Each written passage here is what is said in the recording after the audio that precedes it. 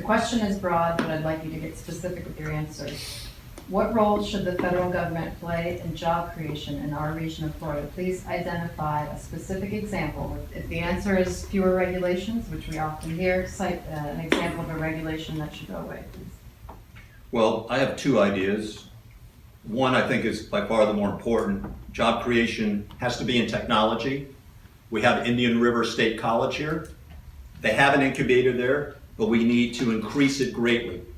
There's no reason why we can't bring talent to the Treasure Coast and incubate new companies that will increase the economy here, create jobs, high-paying jobs for our young people so that they will stay in the Treasure Coast. The second idea I have is not as good an idea, I don't think, but it is in the tourist industry, which is so important. We could have better communication among the different players, the hotels, the golf courses, etc. But really we need to keep our young people here in the Treasure Coast because that's your talent, that's your future, and they won't stay here unless there's an opportunity for them. Mr. Domino. Well, creating jobs is something I've done all my professional careers. I said I started a small firm in 1987, 4 employees, about $5 million under management. 15 years later, it had 50 some odd employees, many of them making near $100,000 a year, and $3.5 billion under management. None of this was local. We got it all over America. And you do it by going out there and convincing people you can manage money, in my instance, better than the others. But there's clearly 2 big areas to create jobs in the state of Florida and in the nation. One is taxes. Obamacare brought with it 21 taxes. One is an increased tax on the smallest entrepreneur, the S-chapter people. That means the person that wants to start the 6-man company is paying a lot more tax than he did. He's not going to be able to hire. Every few weeks you see an inversion issue. What is inversion? I spoke about it 2 years ago before anyone really understood. American company merges with a foreign company, and the headquarters goes overseas, and then maybe later jobs go overseas. Why are they doing this? Simple. They're paying taxes over here, then if to bring money back they want lower taxes. We have $2.6 or $7 trillion that's locked overseas. All of it wouldn't come back, but some of it would come back if we lowered taxes. And on taxes, finally, I think the rate should be lower. That has always spurred economic activity. On regulation, there's so many we talk about. I spent 2 full days with the Federal Society just a few months ago looking more at the impact of regulation, which some experts think cost us $10,000 a job, except in manufacturing, it costs us $20,000 a job. But what are some big ones? It's killing jobs locally. We have a real estate boom going on. We have a real estate boom and housing going on primarily because interest rates are so very low. But if you look at the transactions, many of them are cash transactions. The person that wants to buy the first house is having trouble. Partially, not necessarily because of Dodd-Frank, but many of those regulations almost a decade later haven't been promulgated. So many banks are working with an uncertainty about what will be in their capital or not. Just today, MetLife says, well, maybe there's going to be a change so we can write more policies just by letting us buy more high-yield bonds. So the uncertainty of the regulation on the financial side. But the big one is Obamacare. We've had people work with us over the summer in my house. My wife spent the money. And we had painters and carpenters, and you go talk to them. These are people that live here in Lucie County or Palm Beach. They're wonderful people. They're hardworking people. And they tell me, Carl, Obamacare used to cost us $200 or $300 a month or $400. These are people with children, single parents in these instances. Now it's $1,100 plus the deductible's $5,000 or $6,000. And people don't understand. Obamacare has always started on a fraction of the covered people. It's been pushed ahead for the plans, the employee plans. And there's certainly many employees now hiring people only under 30 hours. I suspect someone that's at 49 is not going to go to 51. I mean, this has medical aspects to it, but I'm now talking about the job creation aspects to it. You cannot keep taxing entrepreneurs, whether it be through regulation or through direct taxes, and expect job creation. We've never had such a low rate. We have the highest, we have the lowest participation rate since the Carter years. There's a real reason for that. Thank you. Mr. Mouse? Jobs, it's not a difficult concept. I mean, if somebody wants to hire somebody to do some work for them, they have to have dollars in their pocket. That's the solution to it. It doesn't matter whether you're a corporation that wants to employ more people or you're an individual that wants to start a company or a business or do something and you want to employ people. You have to have money for investment, not consumption, mind you, investment. You have to have that ability to go out there and get the infrastructure that you need in order to employ other people. And the way that you do that, very simply, is to let people have more dollars in their pocket. Now, I worked with 3 federal agencies, and you asked to give specifics about where would you cut, how do we get less dollars or a need for less dollars into Washington, D.C.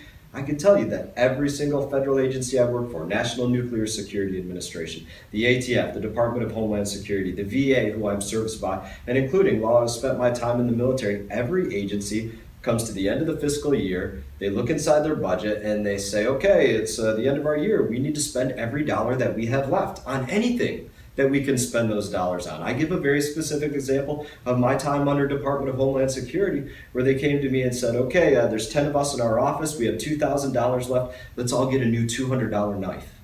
We didn't need $200 knives. We didn't need new knives. They just wanted to spend $2,000 before the end of the year. And that's how every single agency in our government spends the tax dollars that we send up year after year. That's the work of our hands. If you're a fireman, it's your time in the fire. If you're a soldier, it's your time on the battlefield. So if you want to let people create more jobs in and around our community, let them keep those dollars. In many cases, that means less regulation, because every regulation is a hurdle to somebody doing business. Some of them are good, some of them are bad. You spoke, or Carl spoke in depth about the atrocities of Obamacare and how much that costs different people. I mean, there's a number of them out there. I think probably the most important statistic that I could put on this to say just how important this is for creating jobs is to look at this. President Obama will be the first president in U.S. history to not break 3% in GDP growth.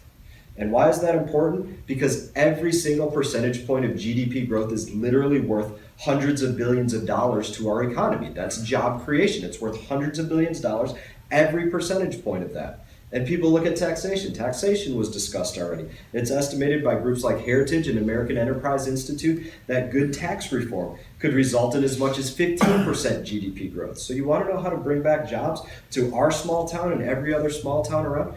Let people keep the dollars in their pocket in any possible way that you can do it, whether it means reducing the spending in Washington, D.C., reducing the regulation, or reducing the tax burden. Let people keep dollars in their pocket. That's my gauge for success. I'll give you one more quick point on this. People always say, oh, what do you want to be the first bill that you put forward when you arrive to Washington, D.C.? That's not my gauge of success. My gauge of success is how can I get the federal government out of people's lives around here? That's my gauge of success. What can I get out of your way? How can I get them out of your life and your life and your life? And that would be my solution. Thanks. Mr. Cozell, you talked about specific solutions in your opening remarks. Please tell us how you offer them here. I was just going to say, this is an example of one of those places that we need people that are committed to solutions, not ideologically. I'm going to differ with a couple of my opponents here as well. First, Brian just said that creating jobs is not a difficult process. As somebody that has started a small business from zero, I think that is completely wrong. I think the focal point of building an economy here is the hardest thing to do in this country is create a job. We need to make sure that for anybody that's out there taking a risk or trying to hire, that they have every resource available and every opportunity to succeed in creating those jobs. I'm also going to differ with Mark, and then I'm going to drill down on your specifics. Mark talked about things like incubators. My business was one that nobody thought would succeed. We wrapped pilings on the docks along the waterways. Not sexy work, brutal, nasty, very difficult manual labor. The industry didn't think there was any money to be made doing it. We carved out a little niche and it became a success, and after years of hard work I was able to sell it, but that's a business that is not on the radar for things like incubators. And I think that's the linchpin of what we need to be looking hard at here is a strong economy requires lightning in a bottle. We don't know where the lightning is going to strike. So our job is to make sure the conditions are right across the board so that lightning can strike wherever it's going to strike. A couple of examples of that. Number one, the capital gains tax. Lowering the capital gains tax is the quickest way to encourage people to bring capital into the market. More capital in the market means more construction of buildings. It means more investments in new facilities. It by definition is going to mean more jobs. The second piece of tax policy that I think we can immediately bring to bear to get results in the way of jobs is a repatriation holiday. There's more than $2 trillion parked overseas right now because of the penalty associated with bringing it back. $2 trillion. That's 10% of GDP tomorrow if we can get it to come back here. So in the way of tax reform, those are two specifics that I think we should be looking at. More specifically, with respect to regulatory reform, I can tell you that when I was in business in the summer of 2004 when the hurricanes came through. I showed up the day after the first hurricane. We were supposed to wrap pilings on a dock on Sewell's Point. The dock was gone, completely taken by the hurricane. I sold that business 2 full years later.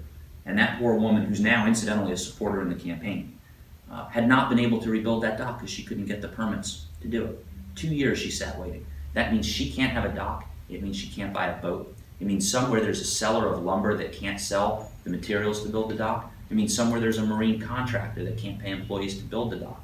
It means somewhere there's a maintenance company like me that can't wrap the pilings. So in the way of regulation, there are a lot of examples like that that we can be taking waste and duplication out of the process to streamline it. Things like that, duplication in the permitting process, doesn't help anybody. That's low-hanging fruit that we should be able to take on. I'll give you another example. When I was in my constitutional role in DC, real case in the public record, I can tell you about it now. An office of people sitting around in a building, there's a problem with the electric, they hire an electrician who goes up on the roof, an employee falls through a skylight and dies, and the owner of the building gets sued. Not the electrician, the owner of the building.